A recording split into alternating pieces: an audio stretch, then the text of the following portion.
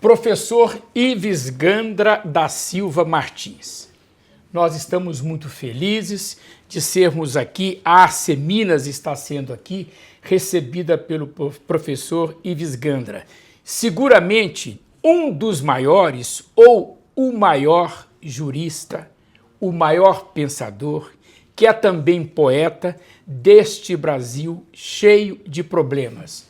Caríssimo professor Ives, aqui estamos representando a Arceminas, eu, velho amigo do senhor, seu admirador e seu discípulo, o doutor Gustavo Figueiroa, nosso colega e presidente da Arceminas Jovem, a nossa jornalista Gabriela, o nosso representante aqui em São Paulo, colega nosso, doutor Daniel Dossi.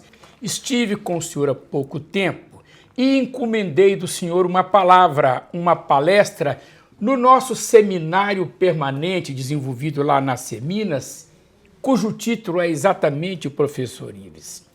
Repensar o Brasil.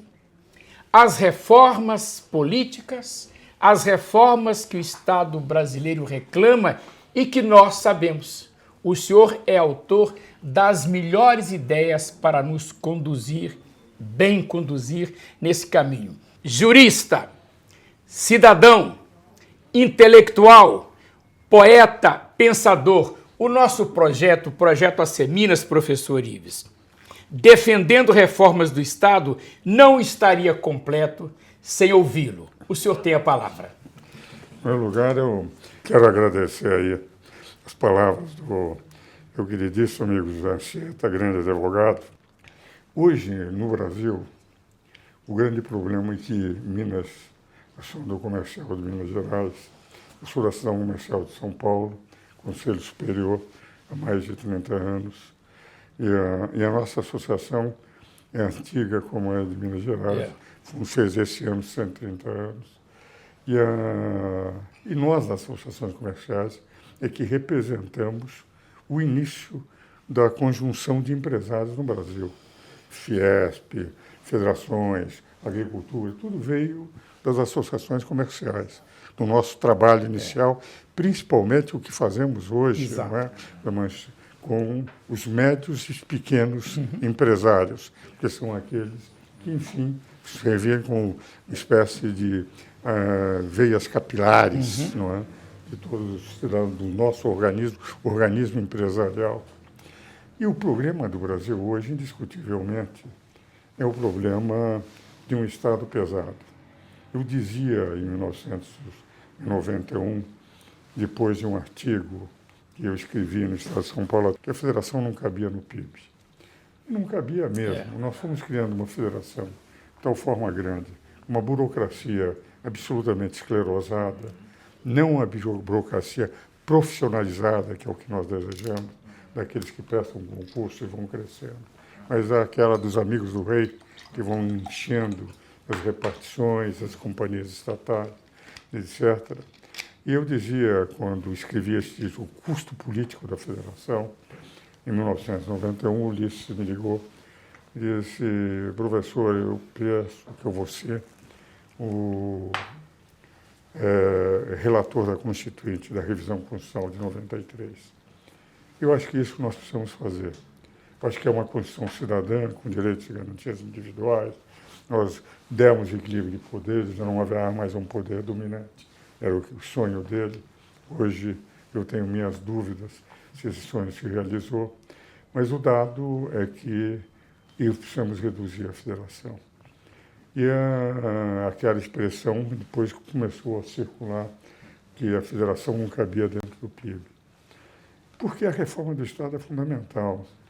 Hoje, o Brasil só não avança mais por causa de alguns erros fulcrais na administração pública, a começar essa falha estrutural. Mais do que uma reforma tributária, nós precisaríamos de uma reforma administrativa, da burocracia. A média da OCDE, do custo de mão de obra da OCDE, é superior a 10%, é menor do que 10%, 9,2%, 9,6%, 9,8% do PIB.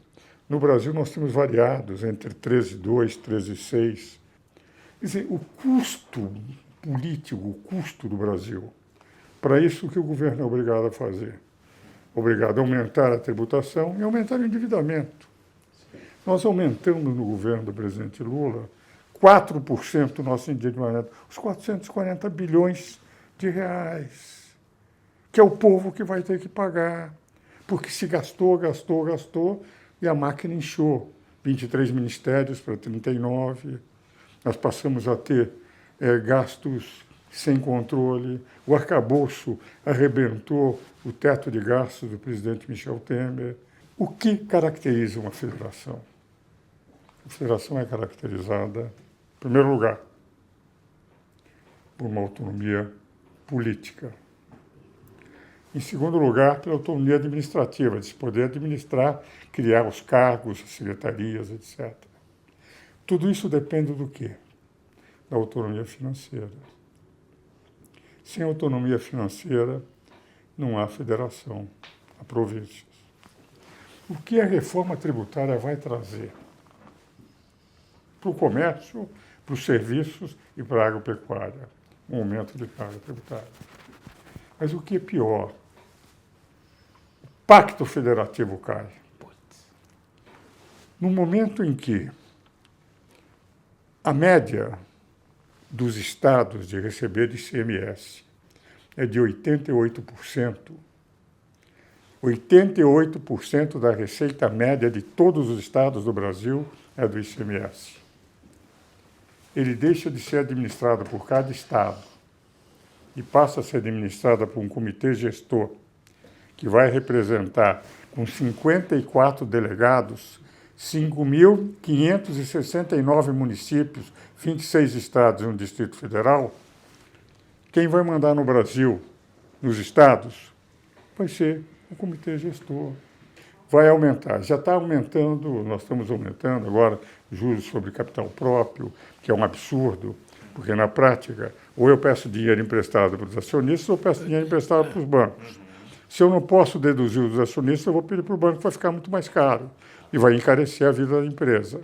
E dizer que essa não pode deduzir, porque quer obrigar o cidadão a impor dinheiro na empresa, quando pode haver variações de capitais, as pessoas, acionistas diferenciados, uns podem acompanhar, outros não podem acompanhar. É um verdadeiro absurdo. Por outro lado, dizer o seguinte, vamos tributar a distribuição de lucros. O Brasil já tributa a distribuição de lucros. Porque quando o Everardo Maciel, no Fernando Henrique, mudou trazendo tudo para a tributação na empresa, quando os Estados Unidos, o Trump, disseram pagar 20 e poucos por cento, nós estávamos pagando 34%. E muito mais inteligente. Nós já temos uma carga elevada para o tipo de serviços que nós recebemos do governo. Em administração do Estado, um Estado gordo, inchado, cheio de amigos do rei, em que todo mundo quer ter uma posição e que trabalhar não é o mais importante, as carreiras de Estado que são importantes, aquelas de concurso, nós, evidentemente, vamos fazer uma reforma tributária, sem fazer a reforma de Estado, sem a administrativa, sem a reforma política, e uma reforma tributária com esse nível de aumento de carga tributária, de dois sistemas funcionando ao mesmo tempo, de quebra do pacto federativo, de prejuízos de estados e municípios, que são os grandes, que não se sabe ainda como é que vão ser compensados. E como presidente do Conselho de Jovens, a gente conversa muito com empreendedores. Quando o senhor fala realmente que a necessidade de desenvolver o país é investir no empreendedorismo, a gente conversa muito e a grande preocupação, por exemplo, dos jovens empreendedores da Seminas é a segurança jurídica. Quando a gente fala de segurança jurídica, nós precisamos também de ter um poder judiciário que garanta essa segurança jurídica. Eu queria saber então a opinião do senhor, qual é a reforma que o nosso poder judiciário precisa para garantir as seguranças jurídicas para os nossos empreendedores. Nós tivemos uma mudança de pensamento. O ministro Gilmar Mendes, que eu tenho livros escritos, admiro muito, eu confio muito nele, mas ele fez o doutoramento dele na Alemanha e ele trouxe uma série de ideias de sistemas parlamentares de governo para o direito brasileiro. Primeiro como advogado-geral da União, que foi um grande advogado-geral da União, E entendendo que na Europa a corrente da jurisdição constitucional, do consequencialismo, dos sistemas parlamentares de governo, estavam crescendo, neoconstitucionalismo, onde não há uma nítida separação de poderes. Quando há uma nítida separação de poderes, entende, como no presidencialismo, cada poder é autônomo e independente, como, aliás, está na Constituição. Nos parlamentarismos, não. O chefe de governo sai do legislativo. A união, o legislativo tem que sustentar o chefe de governo, porque se não sustentar, o outro grupo pega e eles perdem. O mero voto de desconfiança pode se afastar. Os tribunais constitucionais ficam entre os tribunais judiciários e o legislativo. Basta dizer que eles são nomeados por um determinado prazo de tempo, como na Itália, na Alemanha, em Portugal.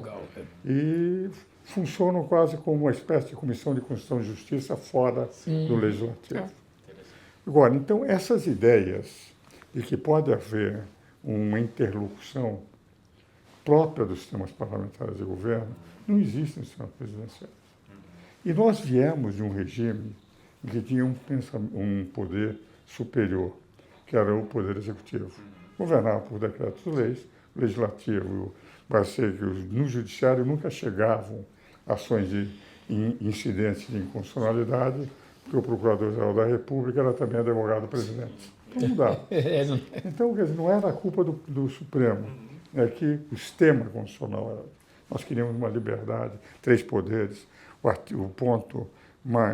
título mais longo da Constituição vai dos 44 aos 135, é a da organização dos poderes. Exaustivamente dadas as competências de todos. No momento em que essas teorias parlamentares entraram, o Supremo se entendeu como se fosse o maior poder da República. Passou, inclusive, a mudar a Constituição. Passou a legislar, a ser legislador positivo. Drogas o Supremo legislou. Aborto, o aborto o Supremo legislou. Casamento homossexual, o Supremo legislou. Marco temporal, o Supremo legislou. Essa de dizer, está fora do orçamento do ministro Dino, cabe tirar isso. Isso é problema do legislativo, não é problema do judiciário, de isso vai entrar, isso não vai entrar, não é de competência. O que vale dizer, embora eu acredite que eles estejam fazendo no sentido de que é para garantir, eles estão trazendo insegurança jurídica.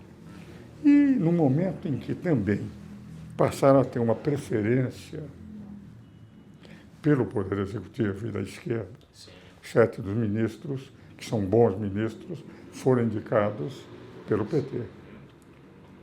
E eles têm, evidentemente, uma simpatia muito maior do que pela centro-direita.